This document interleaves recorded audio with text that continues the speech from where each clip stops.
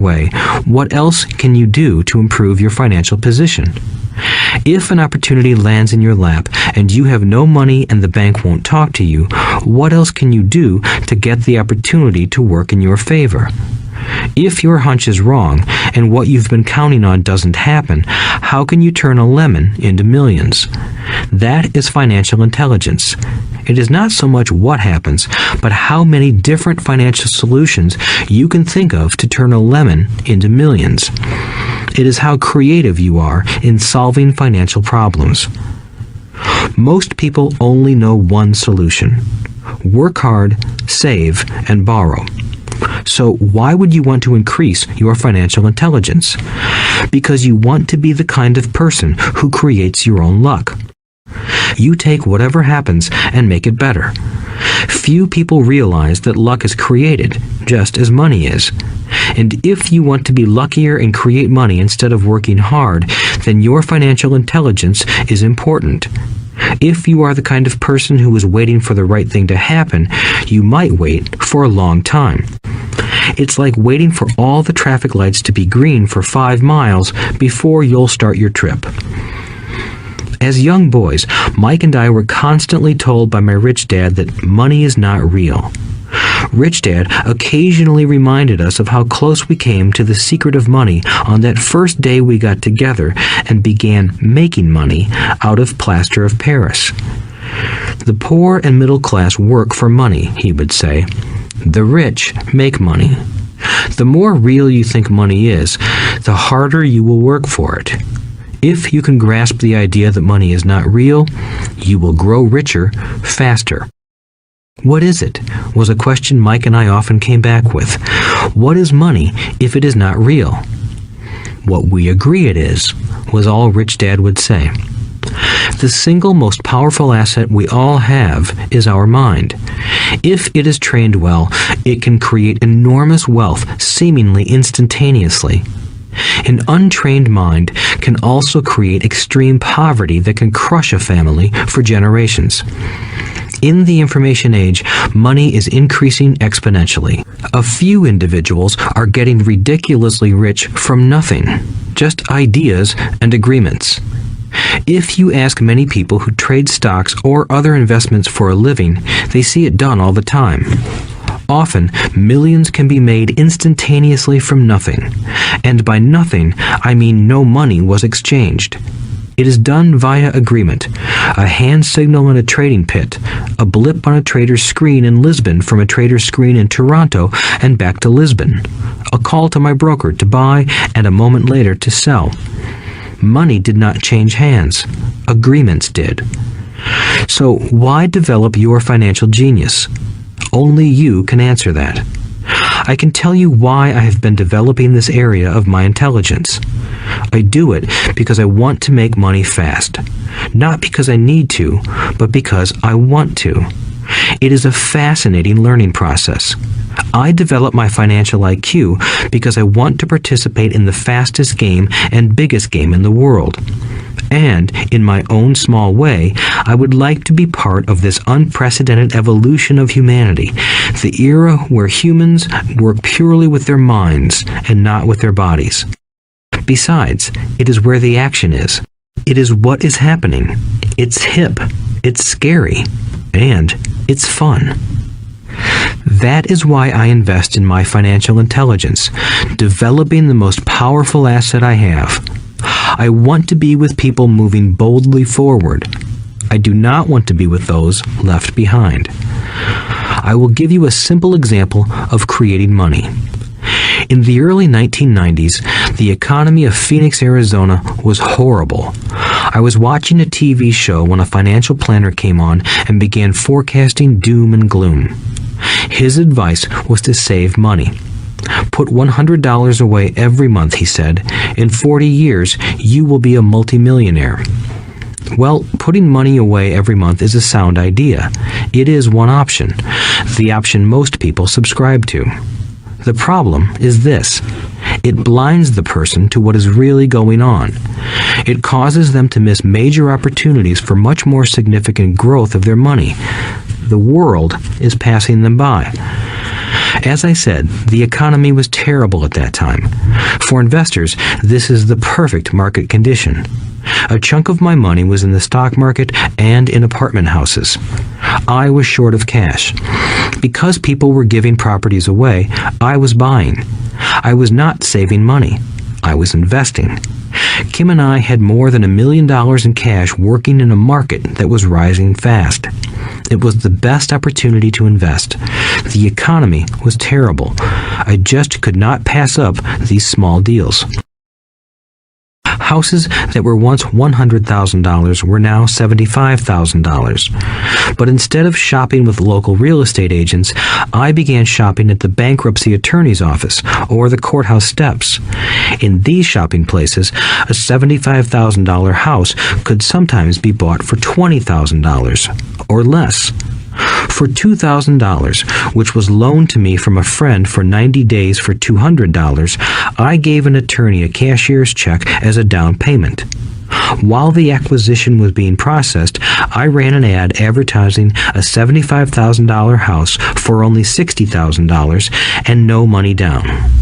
The phone rang hard and heavy. Prospective buyers were screened, and once the property was legally mine, all the prospective buyers were allowed to look at the house. It was a feeding frenzy. The house sold in a few minutes. I asked for a $2,500 processing fee, which they gladly handed over, and the escrow and title company took over from there. I returned the $2,000 to my friend with an additional $200. He was happy, the home buyer was happy, the attorney was happy, and I was happy. I had sold a house for $60,000 that cost me $20,000.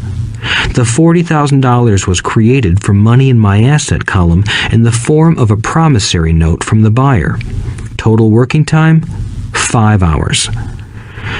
So, now that you are on your way to becoming more financially literate and skilled at reading numbers, I will tell you why this is an example of money being invented. During this depressed market, Kim and I were able to do 6 of these simple transactions in our spare time. While the bulk of our money was in larger properties and the stock market, we were able to create more than $190,000 in assets, notes at 10% interest, in those 6 buy, create, and sell transactions. That comes to approximately $19,000 a year income, much of it sheltered through our private corporation. Much of that $19,000 a year goes to pay for our company cars, gas, trips, insurance, dinners with clients, and other things. By the time the government gets a chance to tax that income, it's been spent on legally allowed pre-tax expenses.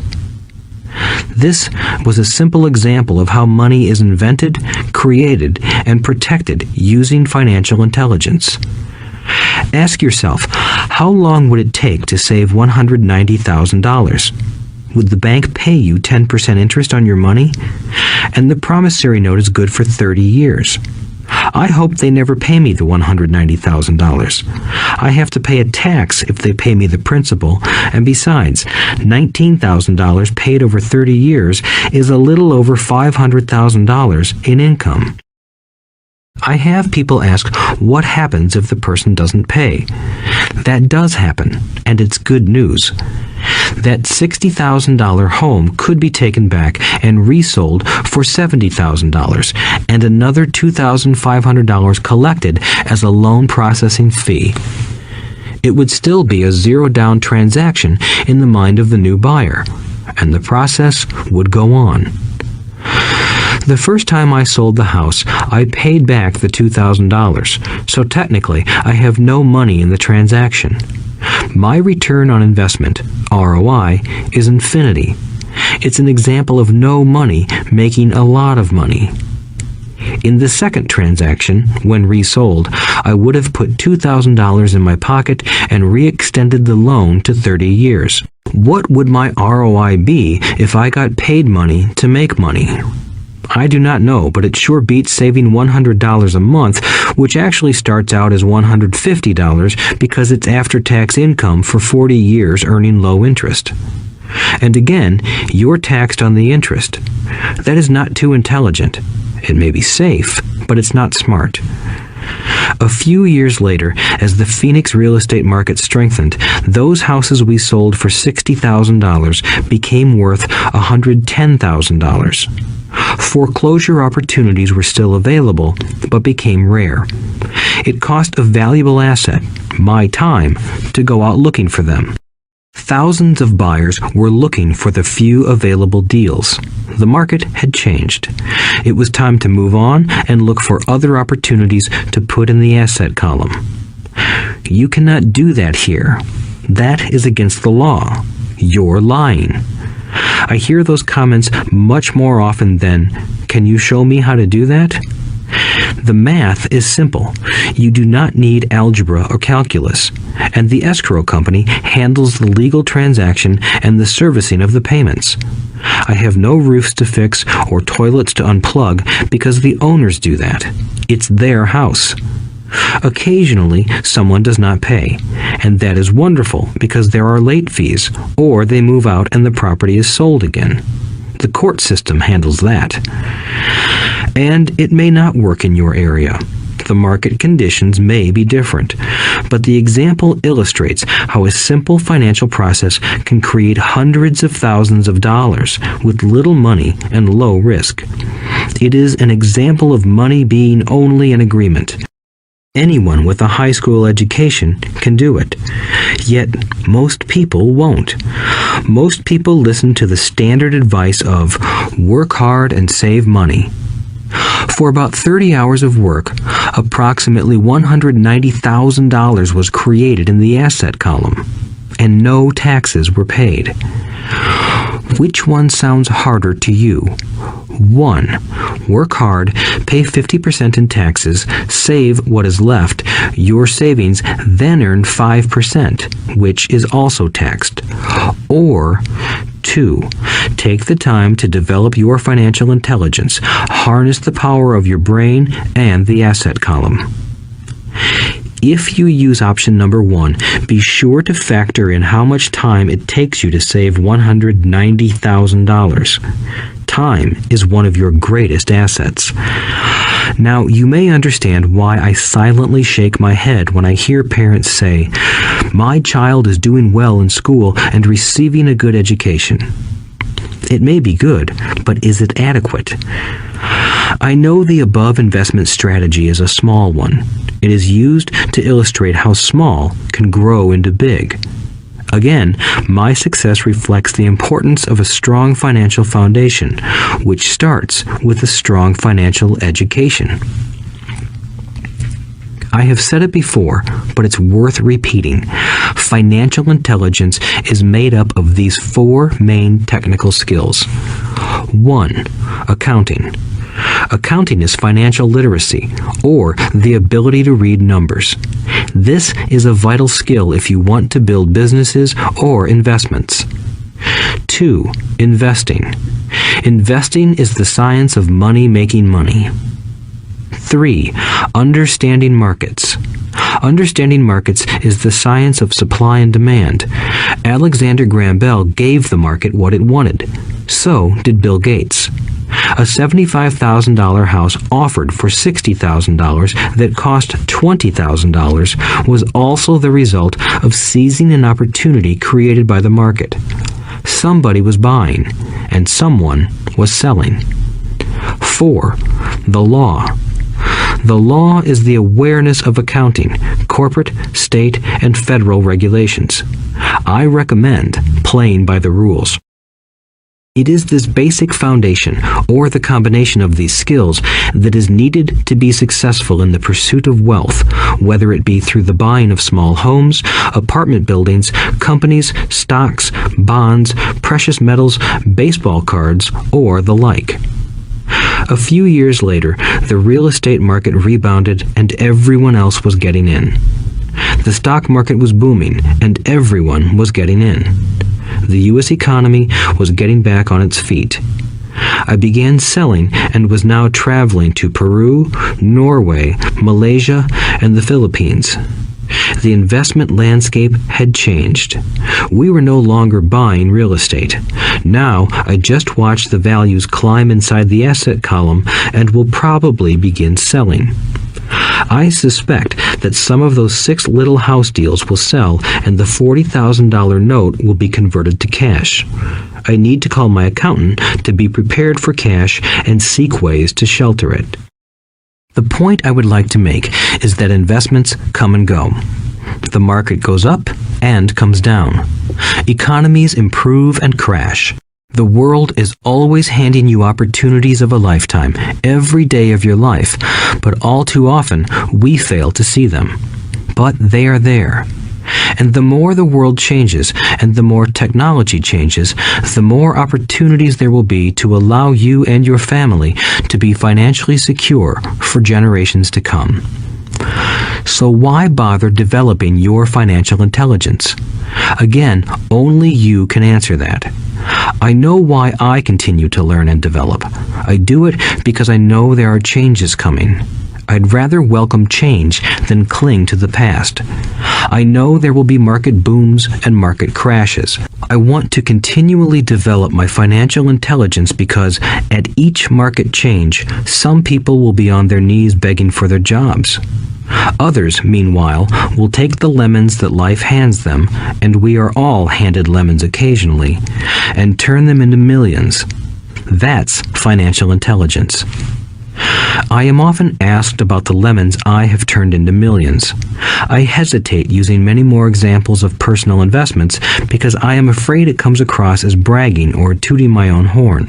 That is not my intention. I use the examples only as numerical and chronological illustrations of actual and simple cases. I use the examples because I want you to know that it is easy. And the more familiar you become with the 4 pillars of financial intelligence, the easier it becomes. Personally, I use 2 main vehicles to achieve financial growth: real estate and small cap stocks. I use real estate as my foundation. Day in and day out, my properties provide cash flow and occasional spurts of growth and value. The small cap stocks are used for fast growth. I do not recommend anything that I do. The examples are just that, examples. If the opportunity is too complex and I do not understand the investment, I don't do it. Simple math and common sense are all you need to do well financially.